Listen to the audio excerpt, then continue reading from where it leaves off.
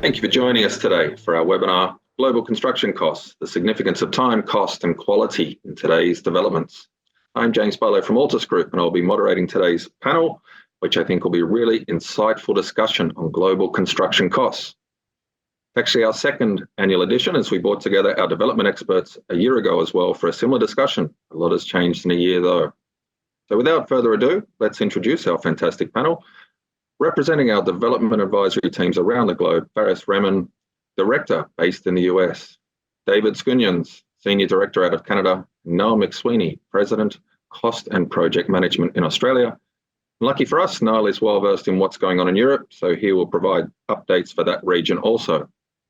A quick run through of the topics that we will touch on today: regional factors impacting construction costs, interest rates and inflationary pressures, impact of development timelines, housing affordability challenges, current trends around AI, sustainable development practices, and lastly, the ever-important outlook for cost escalation.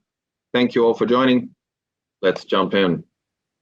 Kick things off and set the stage, I'd like you to briefly share the top 3 factors that are impacting construction costs in your region. What we're going to look for is some commonalities and also the differences. Niall, let's start with you for APAC. Thank you, James. One of the key things that I think we see is in relation to sort of the participation and availability of the delivery partners, which is directly correlated to what we're seeing in relation to the risk sharing. And from that, what has caused a lot of delays to actual projects coming to market, which is around the regulation and sort of the approval processes, all of which sort of are interrelated, which really are starting to impact on what we're seeing in the region. Interesting. Thank you. Now, Faris, over to you for the US. Sure. Thanks, James. So we have seen a lot. Stability, I think, is the better one. We have continued to build on the stability of the last year, and we are continuing to see that trend in 2024 as well. The second one, I'd say, is the credit markets. They had a dampening effect on the overall markets across the globe, I'd say. However, it had been significant in the US as well. Then the third positive one, so we have 2 positive and 1 negative, and they would kind of balance each other. And the third one is I'd say, the overall net impact of the pipeline. So the pipeline is stable and is built up, which will take us into the next year or 2. Very interesting. Thank you, Faris. David, over to you for Canada, please. I would say the population growth rate. We've had very high population growth, which is straining kind of the market capacity significantly. Regulatory things like green standards and carbon pricing, development charges, that type of thing. And then thirdly, just glacial pace of approvals, which against all odds seem to be getting worse rather than better. Very interesting. Thank you, David. And now let's just jump back to you for Europe, please. Europe is a bit of a different paradigm in regards to it, and it's also because of its mix, quite different in different places. With one interest rate set across the whole lot of the country or the region, it sort of causes a slight difference in it. So in certain countries, we're seeing very high unemployment, and in others, we're seeing actually very low and stable growth in regards to it. But again, population growth and shift is key. Risk sharing and participation, but again, regulatory approvals which are causing delays, and then into the private sector, the impact of the interest rates is definitely the key factors which are impacting for Europe. Thanks, Noel. Now, look, there is a little bit of overlap there, certainly around timeframes being a big one, possibly interest rates as well. So let's dig into some of those regional factors and just give a view if you think some of those are long-term issues or ones that can resolve themselves quickly. Faris, we might start with you. Certainly. I'd say on the supply chain side, we've seen a lot of stabilization, as I mentioned in the very first. That is a big and positive improvement. But however, we still do have issues across some segments, in particular electrical and mechanical per se. And the lag time is still that hasn't improved, and that has to do. And this is going to be the trend going forward as well, as we see. On the interest rate side, as we know, it has dampened a lot of demand side. of the projects in the pipeline too, particularly the lender financed projects, which are partly financed by the developers as well. So those projects have taken a damper, and that has to do a lot with our overall banking system too. Regional banks have been under stress too. So it's a combination of the credit interest rates as well as the credit availability, because of the tightening credit availability in the markets right now. So that has created like a supply and demand wise, if you look at it, so it has created a pressure. So there's less money in the market available. So and also on the affordability side, affordability wise, we have also been impacted too. So it's a combination of factors which it's not just the interest rates. We got to look at the overall economic picture and subsegments and the sources of those funds that fund our projects too. And the third one is the labor shortage. I think I mentioned, we talked about that too some time back too.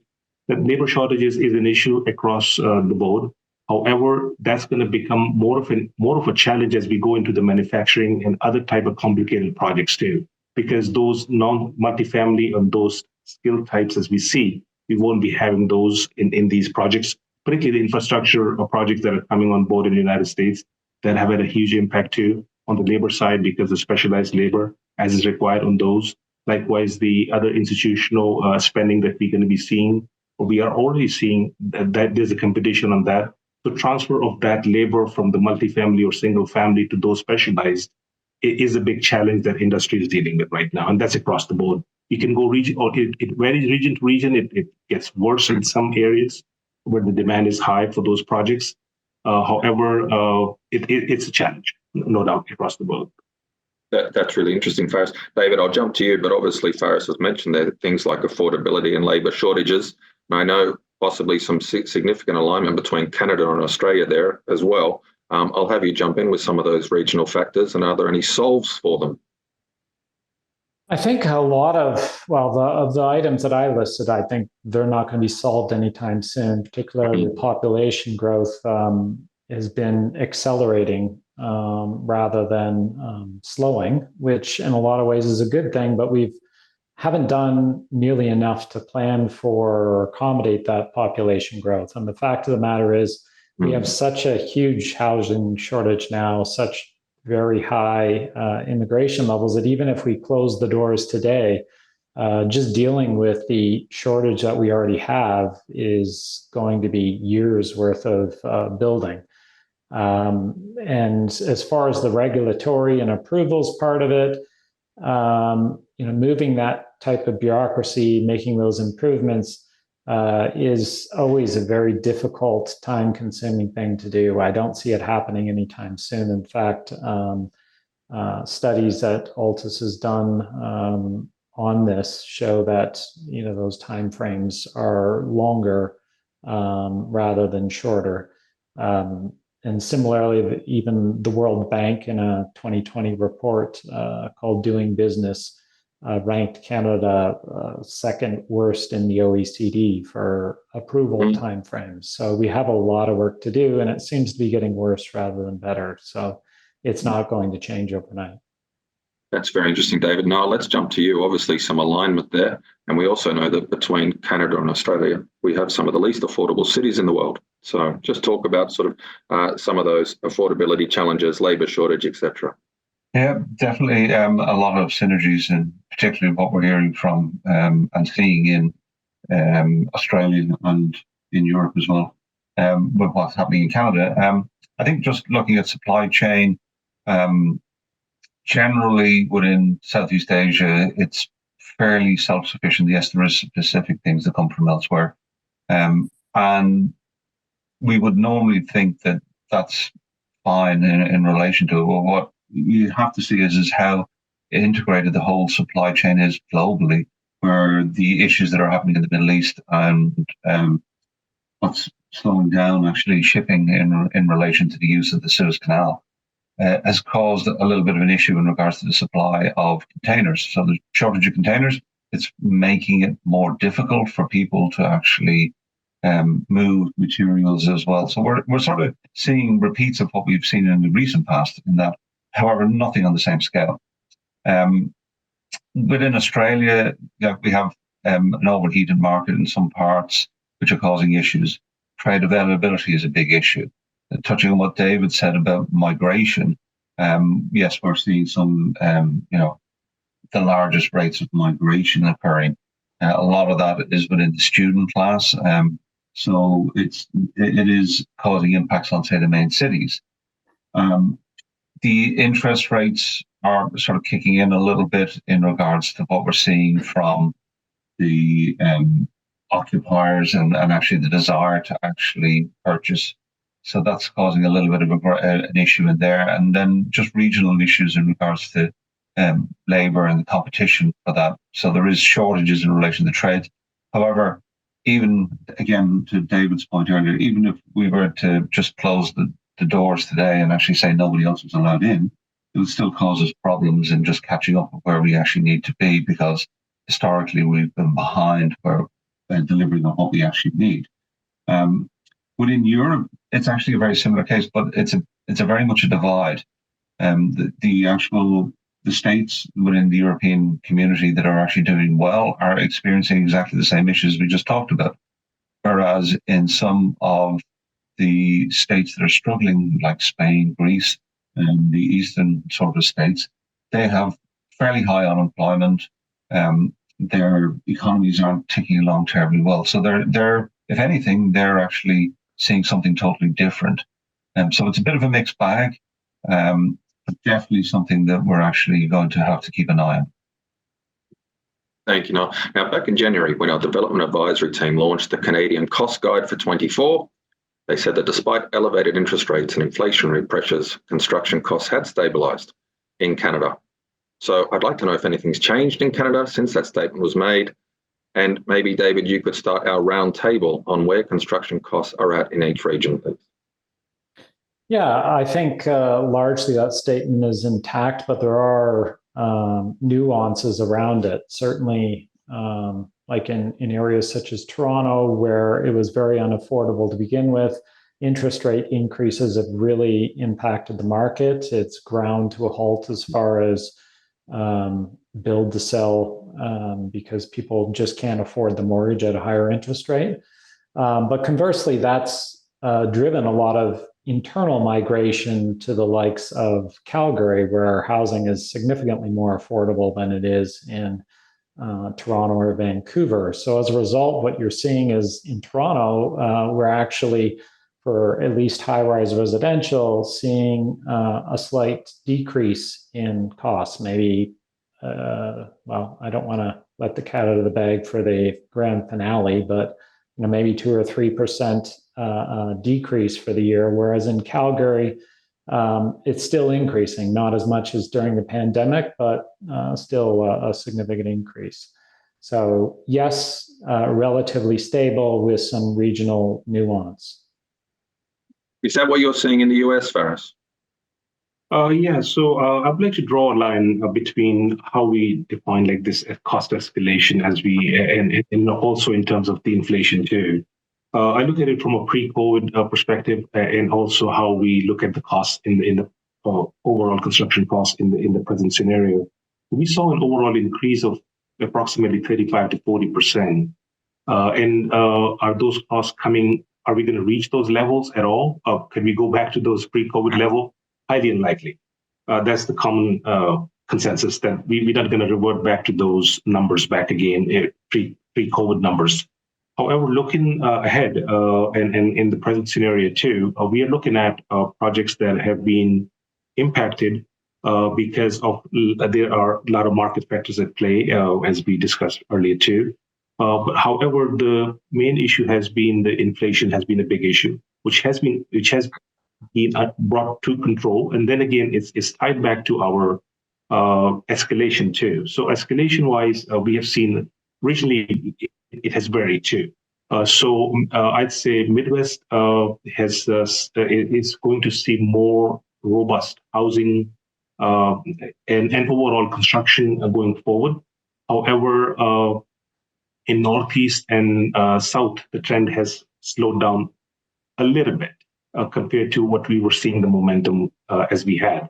What is it doing to the cost right now? It is, we are still going to see escalations, of course, in ranges. Would they be at the historic 3.5% to 4% range?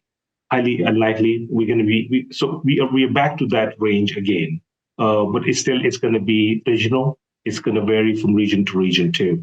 One other thing is that what has this done to the market is that we are going bigger now. So the overall how the industry is responding, if the affordability is eroded, how you're going to respond back is the responses back is the master plan communities, which would have a mix of products in it.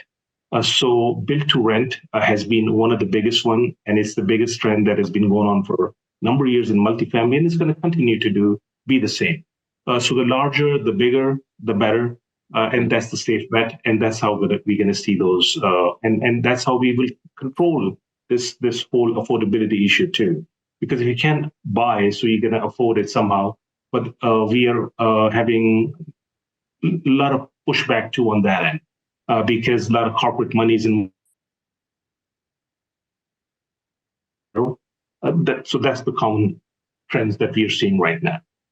That's very interesting. Now, Niall, obviously in the Oceanic region, we've had inflation challenges and obviously pressure for interest rates. Can you talk about construction costs and have they stabilized? Yes, I think that's an interesting sort of listening to what's happening elsewhere in the world. We definitely have seen a slowdown and compared to what was occurring a year and two ago. However, it is still rising. And one of the key issues that is actually really starting to come to market is around productivity. What we are seeing is pressure from government in Australia for wage rise to actually offset what we're seeing from inflation and interest rate rises. However, that's translating into a bit of an inflationary pressure as well. What we're not seeing is a corresponding increase in productivity at the same time. So it's causing issues in regards to what is actually happening in relation to overall pricing from that side of things. We are definitely seeing that there's issues in regards to labour and labour availability. Some would see that as driving them from demand for migration. That's a bit of a double-edged sword because that causes further pressure as you have a rapidly expanding population. So in regards to that, what we're seeing in the region is that it's still ticking up. It's primarily going to be driven by the labour side of things. Thank you. Now let's move on to residential construction. I want to highlight something I read in Altus Group's latest Australian construction material price outlook that said Australia's residential construction is failing to keep up with population growth. And there are estimates out there that an extra 450,000 workers are needed to build houses to meet demand in Australia. Niall, stay with you. Tell us more about this. Definitely. And picking up on my last comment in regards to it, like the drive is around migration, and as I said, a bit of a double-edged sword. So we're trying to actually do a quick fix of bringing in people from outside. This goes back to a systemic problem from a number of years, and where we need to actually increase our training participation, and also trying to actually drive more activity within particular key sectors. What we are seeing is that yes, it's failing. We're well behind where we actually need to be on a trajectory, and probably will need direct government intervention in some way, be it from land release to actually even delivery in regards to it. Maybe public assisted housing. We have to get going on it in a number of different facets, or if not, we will fall even further behind. One of the key things for the private side of things is it's taking longer and longer to get approvals. Interest rates are rising. Projects are struggling because of the time cost of money, and holding costs are really one of those key things that are actually really hurting people. Throwing on top of that a number of regulatory changes, some ESD requirements, and it really does start to be a very difficult market for your private residential developer. David, I think you're going to have some alignment there with some of Niall's commentary, and I know Canada's no stranger to falling short on housing demands, and you touched on that earlier. Just a little bit more of a deep dive on what's happening there, and are there any steps being taken to rectify this? Yeah, I think for a lot of what Niall said, you could just substitute in Canada for Australia, and it would largely fit what's happening here. I think just to add on to that, some numbers. Canada is growing at a rate of, last year, it's over 3% per year, which puts us among one of the fastest growing countries in the world. And estimates from CMHC, Canadian Mortgage and Housing Corporation, estimate that we need over 5 million new homes by 2030, which is approximately 3.5 million more than we would typically build, or triple. We need to increase to triple our current building rate. And housing starts have been falling rather than going up. So our hole is getting deeper. We have over 1 million immigrants a year. And the problem is severe and getting much, much worse. And I would say definitely there's a role for government to play, but I would caution against government getting into the business of being developer. There's plenty of expertise and developers ready to build those things. And I think the best thing that government can do is focus on the areas that are truly their sole domain. So one of them would be, I think, on the immigration front, looking at what skills we need. And maybe we need less software engineers and the like, and more carpenters and electricians. So they can do that. Certainly, the approvals, streamlining approvals and improving those timeframes would do a whole lot, as well as looking at some of the government charges, which are not only high, have been increasing extremely rapidly over the past few years, and actually make up a substantial portion of the cost of a home. All of those things would make housing more affordable. It would get projects into the ground faster, and it would provide the labor that we need to build them. That's really where government's focus should be. And once they create the right conditions, there is plenty of capital, plenty of developers, plenty of expertise ready and eager to build those homes. So that's definitely the best use of government's resources and focus. Now, conversely, Faris, you mentioned earlier, and there are some big headlines around multifamily struggling this year. We've got a wave of supply coming online. We've mentioned high interest rates, also high insurance costs and high operating costs, making feasibilities more difficult. Can you just share your thoughts on this? Certainly. So multifamily, we basically in US, the shortage is similar. We had the same issues as Niall mentioned and David mentioned for their markets. It's no different here as well. However, we had a little bit of a unique issue compared to those two markets, because we had a big slowdown period, like a decade of slowdown that we are catching up to, basically. So US had a annual demand of 1 million units a year that is on a demand side, and that hadn't been caught up. So there is a lag that is being caught up right now. Yes, multifamily, we have seen a lot of new starts. We are at a record high 1.7 million units under construction right now, which is the highest since 1973. And those deliverance is going to come to the market in 2023, 2024, 5, and 6. And it's going to tip down as we go to 2026 based on the market right now, because not many new projects are coming online as we expect. And part of the reason is the affordability. So yes, we have the inland migration. We have the job creation due to the recent government acts that have created a manufacturing and industrial, I'd say, renaissance here. We're going to see a lot of that going forward. In some of these, Midwest is one of the brightest spot right now. And we are seeing a lot of single families instead of the multifamilies coming on that end.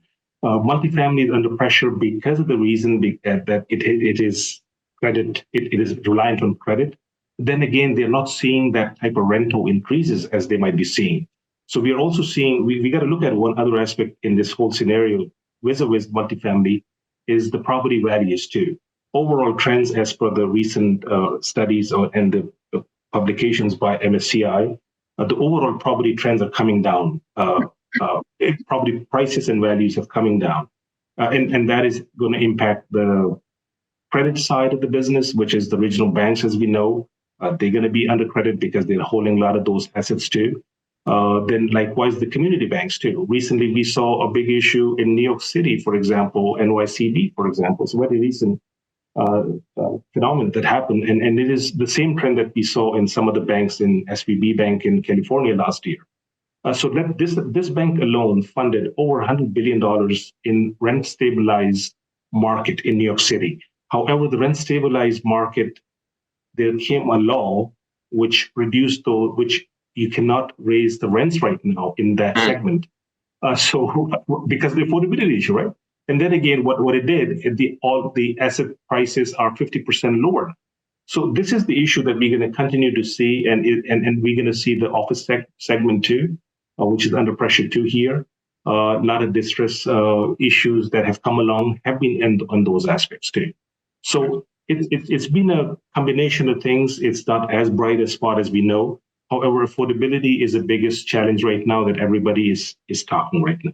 And multifamily isn't solving that problem either, because the type of product they're bringing in, those are kind of not mid-tier or low-tier products right now. Those are kind of with amenities and everything. You look at all those properties, those are commanding higher rents. They are commanding better lifestyle, but are they tackling the housing problem for the average Joe per se? So that is still a little bit of far-fetched, but we hope to see that it's going to improve. Thanks, Faris. And I know you've mentioned distressed assets there, and you've mentioned the commercial or office class, and I want to touch on that a little bit later as well, if that's okay.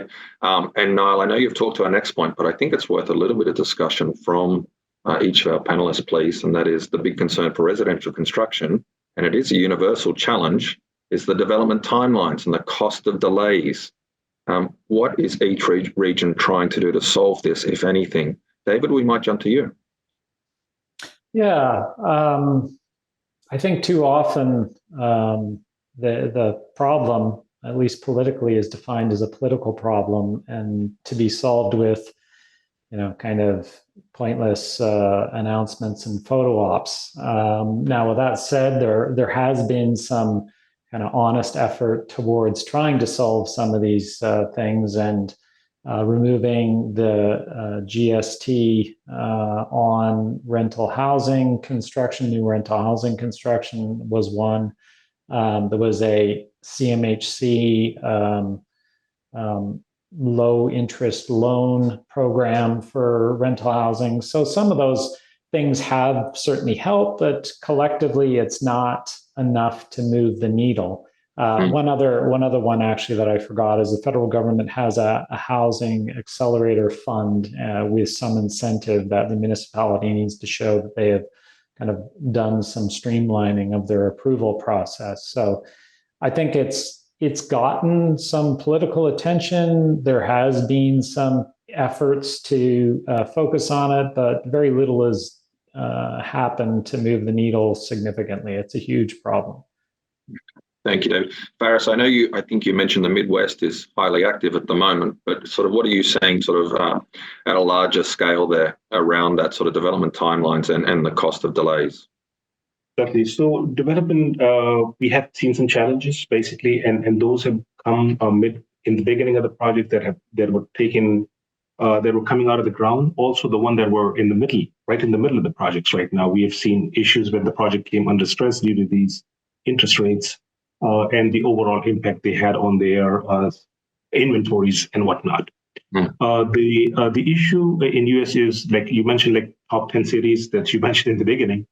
And four or five of them were US, and those are the challenging cities, and those are the cities and regions where we have the more issue dealing with those timelines. And it impacts, because by the time the product is brought to the market, the dynamics have changed, as we've seen a lot of these on the commercial side and the office side too. Some of the projects were perceived and conceived a couple of years ago, and now when they came to that level, or when they came to that level of deliverance or construction, or in whichever phase they were during the construction, they got impacted too. So development timelines are worse in, I'd say, Northeast, and in the major metros, it's an issue.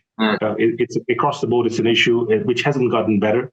However, so that's why the developers and the money markets move their money where the tax it's relaxed. Let's say the South is much more better. Land is available. You have lax regulation per se compared to Northeast. If I compare New York or a couple of Californian cities that you had on your list, those cities compared to what we're seeing in South, for example, in Houston, if you want to build, it's much easier. Taxes are low, and there are other factors too that bring those projects here. So the government had only one of the biggest one that typically people come across, most developers come across is the EPA. Those are very stringent rules, and those are throughout the United States. You have to deal with them regardless. So with the exception of those, typically Midwest and the South is much more friendlier, and the timelines are much more lesser, and that's how it impacts on the bottom. The bottom line is impacted the economy for sure. That's really interesting, Faris. And Niall, moving to you for Australia, obviously far north Queensland, a hive of activity at the moment. Some of the other cities obviously struggling to get developments out of the ground. Yeah, it's a common thing. It actually, to David's point, I think earlier on, we can swap an awful lot between what Canada and Australia. You can just change the name. So much of the same sort of incentives coming out from government in relation to acceleration funds, trying to speed up particular things. Unfortunately, then corresponding to that, they also are introducing regulation, which is slowing things down in some areas. So it's a little bit of making sure that we're actually trying to roll all in the one direction. Within region, it's a bit different as well. When you move away from the major cities, predominantly the largest two cities of Sydney and Melbourne, it's a very much a mixed bag. Affordability is a particular issue, and the cost of construction and what that's doing is definitely impacting on it. There's much hope held for interest rates falling, and my own view is that Australian interest rates are probably low. They're slightly lower than where we are in, say, Europe, but definitely lower than what we're seeing in, say, Canada, US. So I don't think that'll be any magic bullet. It'll actually sort of solve the issue for them. What I do think that people are trying to solve is come up with sort of different products that are in market. The rise of the build-to-rent market and multifamily, some assisted side of things in relation to that. But some legislative changes haven't been in taxation, but probably the bigger one is around what they're doing for goods and services tax within Australia. Definitely seeing this as something that is happening within region differences, but the expansion of the investor market within China, where they've lowered the thresholds there for deposits to actually stimulate the market. That could be basically a black swan, or the actual issue that is out there that we don't see coming within the region. But then when you look across the other parts of it, there's definitely expansion within Southeast Asia, from Thailand, Malaysia, Singapore, and even Vietnam, where there's a hive of activity in regards to it, and population shifts in those areas. So quite desirable. If you look at that for what's happening in Europe, again, a little bit of a mixed bag. Governments are trying to actually increase it. And again, the states that are suffering from the migration and particularly around the refugee sort of movements that are occurring there, there's some terrible things that are happening there in relation to people in living in tents and very squalid sort of conditions. Governments there are also trying to do things and sort of bring things forward, but they need to do more in regards to it. All of this, though, predicates on the fact of the time and the sheer time that it's taking, and the cost that's associated with it is really impacting on feasibilities. And what we're seeing is that they are struggling more and more. However, there is definite interest, and we've seen from a number of the investment groups where they're all definitely talking about residential, all wanting to be involved, and all with weights of capital and money to actually invest in it. However, they're struggling at an entry point. That's the key issue that we're seeing is there's money there, there's an intent there, there's desire, but getting on with it definitely seems to be a problem. Interesting, Niall. Thank you. Let's move on. And before we talk about AI and sustainable building practices, I do want to come back to the stressed developments in each region and what you're seeing or what you're not seeing. Faris, I know that the word of the moment seems to be dislocation. When talking about global markets and opportunities through global markets, what are you seeing in your region? Certainly. So distressed properties, I'd say we haven't seen that kind of surge as we have seen in 2008, for example, 2008 onwards, with the collapse of the markets that we saw. However, more recently, what we have seen is that the office sector is one of those properties are the ones that have been hit very hard. And that's understandable because of the nature of because of the impact of the work from home. And the less demand, not much interest in the leasing, and then also the issue with the value falling of those asset classes as well. So that is one of the big sectors that we have seen, and we worked on a couple of projects too across states, like a portfolio of 10 projects, pretty large ones too, by the way. So in fact, besides that, in terms of the multifamily and other asset classes per se, those are regional too.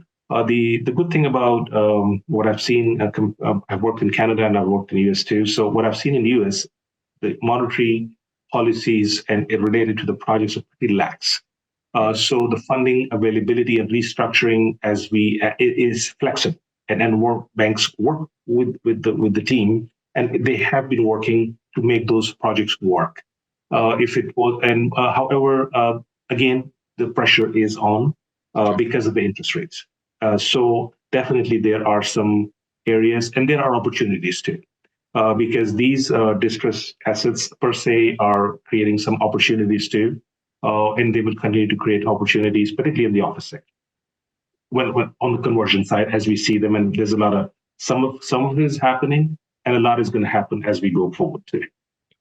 I really agree with that, Faris. I know a lot of people within the Australian market are trying to sort of predict the bottom of the market, certainly when it comes to the office sector, and looking for opportunity at the moment. Niall, do you want to talk a little bit more to that and just the region in general? Definitely. Look, some of the issues that are there for what's causing the actual distress, again, time.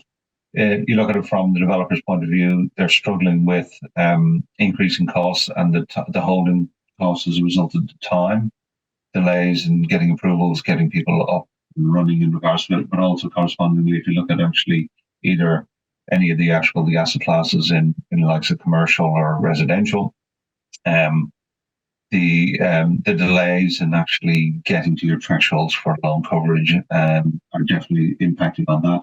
As I touched on earlier on, the cost increases in the labour, but the drop off in productivity is sort of hurting a little bit in regards to that. Again, just impacting on the time side of it. Inflation still being a bit stubbornly high is causing the wage demands that are actually in there. All of that leads to people that are on either fixed contracts, fixed price contracts for delivery, or pre-lease deals or pre-sold deals in regards to suddenly struggling with actual margin levels as a result of it. It's causing failures.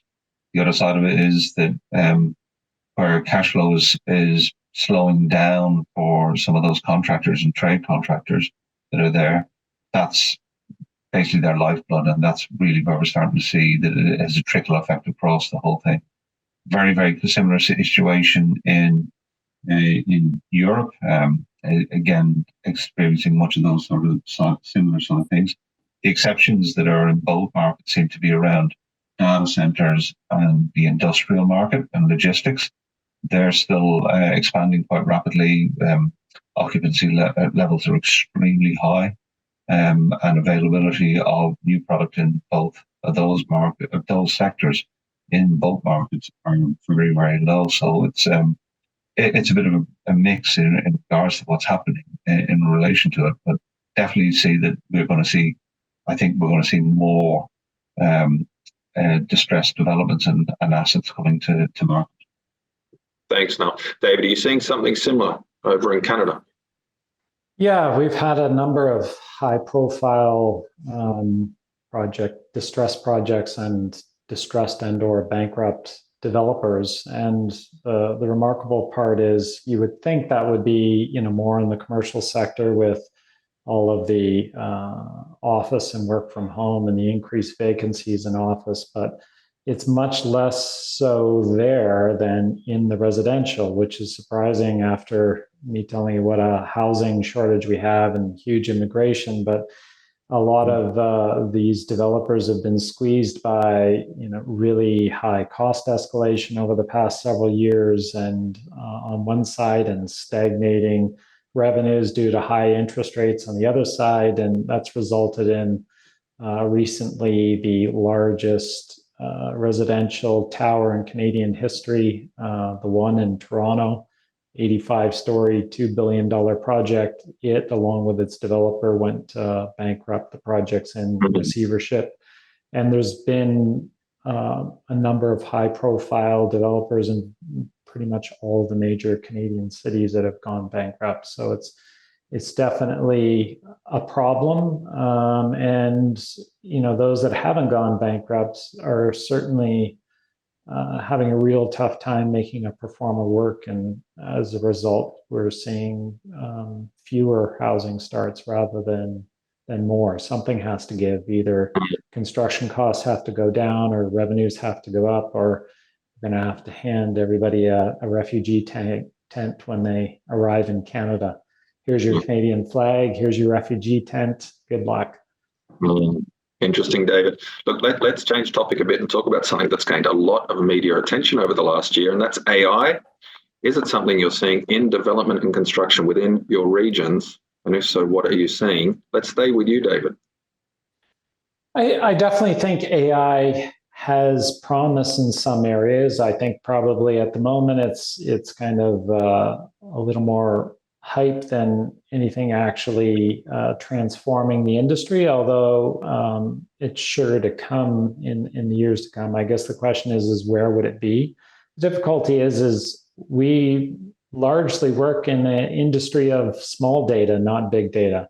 Like if you look at the number of new projects that break ground in a year in most building types and city locations, that's actually very few. And if you get down to the likes of a hospital, for example, there's very, very few new hospitals break ground in a year.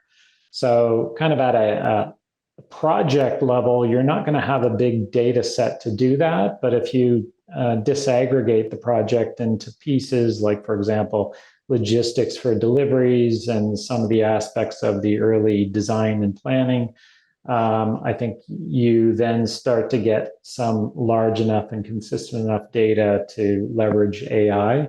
So I think it's likely to impact those areas first, and an entire project is going to be a trickier problem to solve, and probably will take longer before it has a significant impact there.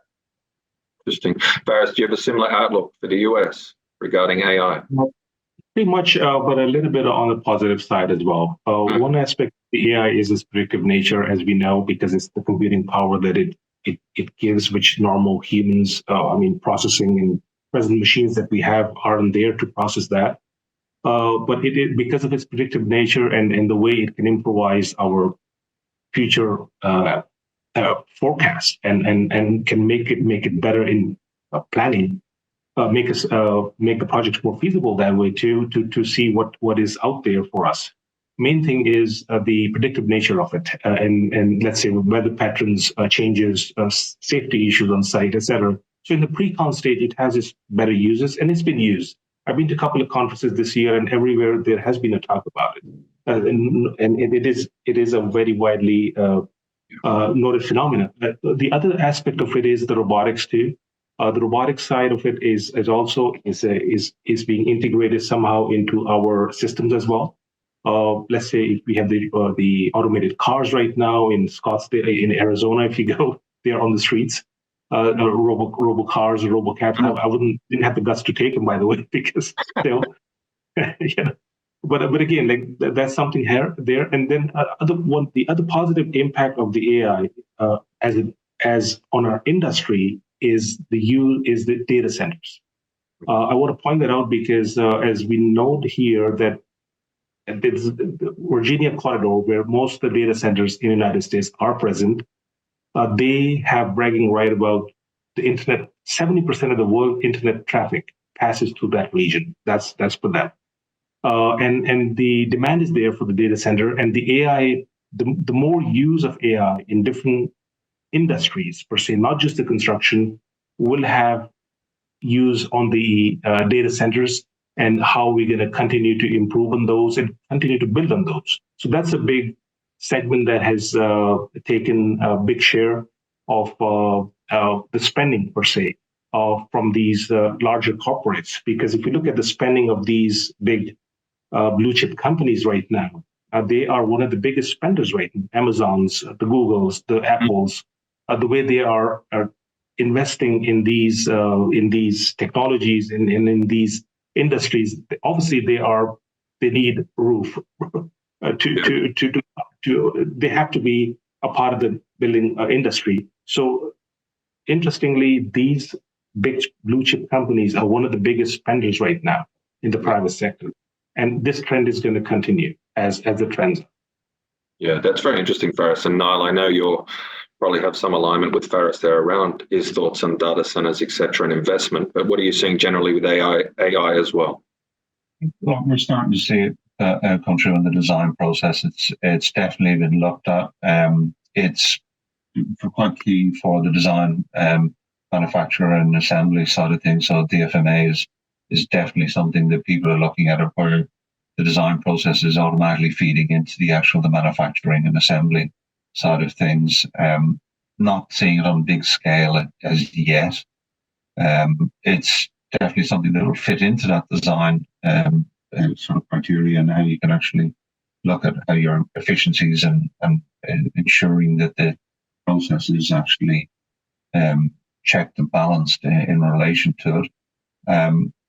What will it actually mean for us? I think it'll change some of the processes that we do now, and even some of the professions and what they actually are doing in regards to it. But it's emerging. It's definitely been talked about. I think it's in a range of different areas. Construction is behind on that in regards to it. But I think it's behind because it's trying to figure out how it actually can make an impact, not just trying to embrace it and say, yes, this is the way we're actually going to do it. Because construction tends to lead to physical assets that are actually around for a very long time. And making sure that we actually get it right is going to be key. Thank you, Niall. That's very interesting. Now, I want to talk a little bit about sustainable building practices. What are we seeing in each region in regards to the transition to net zero? Niall, let's stay with you. Sure. It's the most talked about thing that when we're talking to any investor, any of the private side of the market, government is real key and is driving on it. We're seeing it coming up in tenders from government where they're willing to pay to see how they can actually reduce the actual embodied carbon in it. It's a key area of focus for us as a consultancy, that where we're assessing the actual embodied carbon within buildings. It is by far one of the biggest things that have been talked about. And I think it'll also impact on what we're actually seeing in relation to valuations for assets as it moves forward. We look at actual commercial assets and all their guises, no matter what they are. It is one of the foremost things that are actually is coming forward in relation to it, how we actually reduce the energy consumption that is in there, a drive away from fossil fuels, where we're going from anything to do with water heating through fossil fuels. Now that's moving to electric, and the electric has then also been looked at sourced from sustainable generation capacity. All of these things are key in market, and they're actually very, very foremost at the minds of any of the end users. So it's not going away. It's a real drive in it. In Europe, it's further down the road than we would be, say, here in Australia and Southeast Asia. And it's that driving factor that we will see come in more and more. Barris, what are you seeing in regard to sustainable building practices in the US? It has gained a lot of traction, and it's continued to be one of the hot topics too, and we will continue to see this trend. And it is for the benefit, and I'd say the corporate overall and the governance and if you look at it from their end, and if you also look at it from a manufacturing end, the industry has taken a lead on by themselves without being forced to do that. So the 2030 and 2050 goals are being kept in bullseye, as I'd say, and they are being changed right now. And we're seeing a good amount of work done in certain jurisdictions. It's not across the board. It's not uniform because the United States does not have a uniform building codes, for example. So we use international building codes, which are used throughout the country. And then it's localized per se. And those codes, new energy codes, are coming on board. New York City is one of the leading cities per se. So their building codes are way ahead, and in terms of implying all those aspects, and they continue to improve on that. And there are some regulations that have come across which have forced the building owners, or which will continue to force the building owners to report those carbon emissions too going forward. In New York City, I'm talking. So it varies from jurisdiction to jurisdiction. And then again, there are fines. There are penalties that are coming too. However, there's a pressure on the building industry from the fines end perspective, and then on the cost side too. Because when you try to implement these or push these goals on the construction industry, there are issues with the supply side too, because we have seen the blanket insulation costs going 90%, almost double in a couple of years, and we are seeing, and this is going to be this case going forward too. So, is it a good thing to do it? Of course it is, and it will continue to be something that we need to be aware of and included in our planning too, because the regulations change in the middle of the game too. So how you're going to respond to those as well? That's very important for us right now because of the varying regional issues. More recently, we had electrification is one of the key aspects, and there has been some push to exclude fossil fuel from homes, for example. Right. So the fossil fuel industry and the gas industry, they came in and they diluted those regulations recently. This is a very recent trend. And there is another one coming very soon about the HVAC industry related regulations, which are going to make it more stringent for the usage of refrigerants and all those systems that we use. How we're going to improvise those too. So it's a work in progress. It is a significant cost, and and there are risks associated with it too. That the developers and anybody and these construction industry folks are well aware of it, but they got to be more vigilant. Yeah, that's very interesting. Sounds like a lot of motivation in market there. David, what are you seeing over in Canada? Yeah, a lot of it's similar.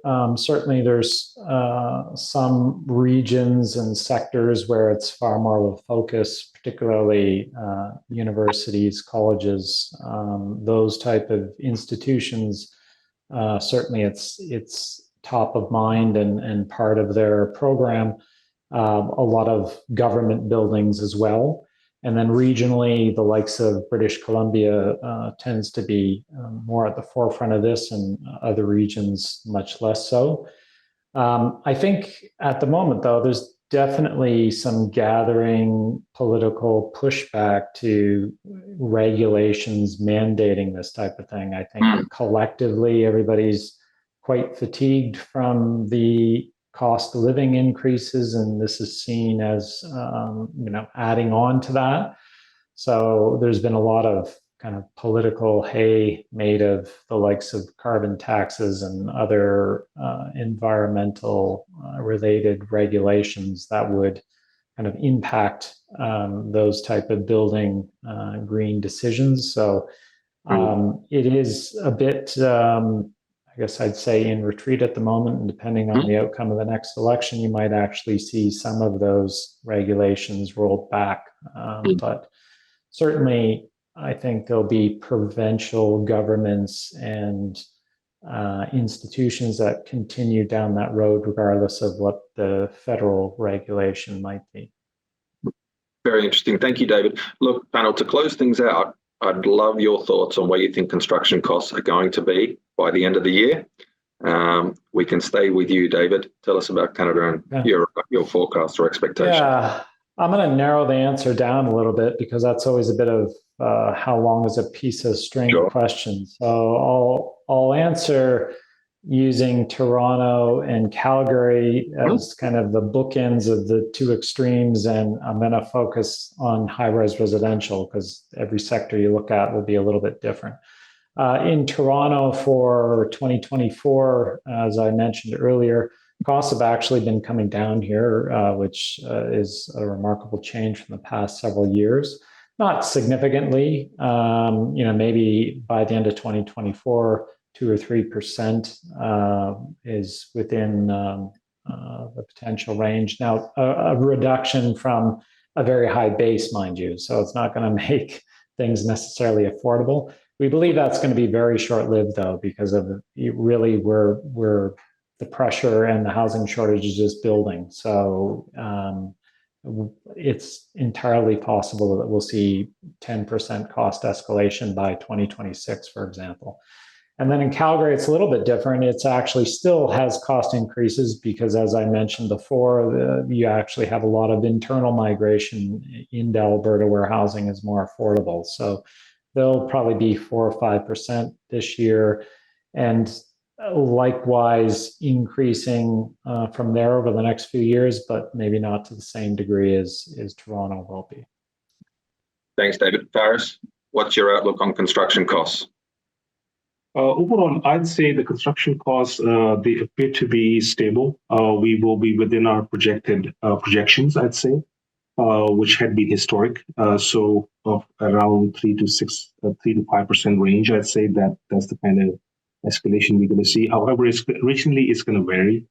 We are seeing, we have seen, and we will continue to see lesser escalation in the, I'd say, Midwest, and then going to Chicago being the case, one of the lowest, and Phoenix, which is going to be one of the hot spots, and it's continued to be. Then again, we have to see the cost of the material and also the cost of the labor. So on the material side, and they're going to vary too, and they will vary according to the project too. So the project type will define the escalation trends as well, because if it is MEP heavy, industrial or manufacturing, so obviously it will have different implications, and we will continue to see higher escalation. However, on the housing side, we are going to see a stable market because of the labor, because the lumber pricing being under control. However, some regional regional concerns are there still. Natural disasters, as we saw last year, lumber pricing was impacted due to the wildfires in Canada, for example. So they not double, but time and a half, they went up quite a bit, which impacted a lot of projects midway, right in the bidding phase too. And then we are in an election year too. So there could be some uncertainty around the policy matters, which could have an impact for the project which are in this year on the pre-planning phase going into the next year. So there's a little bit of uncertainty. However, overall, it's a stable market in general, I'd say, and we will see escalation for sure. Thank you, Faris. Niall, we'll get you to answer this, obviously, for both regions, please, APAC and Europe. Yeah. generally what we're going to see is still price rises across all of the construction industry in relation to it. It's a bit of a mixed bag, and I think picking up on what both David and Fer said, it's very, very similar. Depending on which sector you're involved in, depending on where the location of it is, have major impacts on it. We're seeing, from our construction price material outlook, where in some materials are actually falling, what we're actually seeing is an expectation that prices are actually stabilizing, if not falling. The labor side of it is still pushing things up. And then we have overheated markets like in Southeast Queensland, where just sheer availability is driving rates to extremely high levels. Added to that, a bit what Ferris was touching on in regards to natural disaster. Currently, we're experiencing a number of cyclones which are in the far north of Australia, which are going to lead to flooding effects, which are going to impact what the demand is in those areas and rebuild. We see that in North New South Wales in recent times, which had a major impact on what's happening there, and basically a much bigger impact than, say, the fires that occurred in previous years. Those all had impacts on what actually availability of labour and materials for those particular areas, which have caused major issues. What does that mean for escalation? It's a broad range, depending on the sector and depending on where it is. If you're talking about a general, it's somewhere between 4 and 8%, but you'll have anomalies that are beyond that. The residential sector, depending on the size of the project, will have a totally different escalation profile. Very large ones, very, very few delivery partners. Therefore, the rate of increase in those will be actually even higher. It's a similar sort of situation what we're seeing in region. Again, mixed depending on what it is, where it is causing differences in regards to that. Although within Southeast Asia, it's a much more stable and lower rate of escalation. In Europe, again, bit of a mix where you're seeing it from the Western states where there's higher demand and lower labour availability, causing higher rates for those. What's we're seeing in the east and say the south. So as a result of it, they're seeing a bit of a mixed bag in regards to it. So similar story all across. And an unashamed plug for talking to your consultant insofar as don't rely on just general rates. Actually talk to somebody, and it's a model that we're developing for being able to analyse the escalation risks for individual projects rather than relying on just broad brush figures that are there. So nothing else, please contact us to actually talk about it, because relying on what you're seeing in the market, where there is anyone who's telling you there is one figure that it is across all, is really, really dangerous. Good advice, good insights. Thank you, Niall. Look, in the interest of time, I think we're going to stop there. As I expected, great conversation. We could have talked a lot longer today. During the discussion, there were a few Altus Group reports that were mentioned, namely our Australian Construction Material Price Outlook, which is a quarterly publication, and the Canadian Cost Guide, an annual guide. All of these reports and additional insights from all of our subject matter experts across Altus are available at altusgroup.com/insights.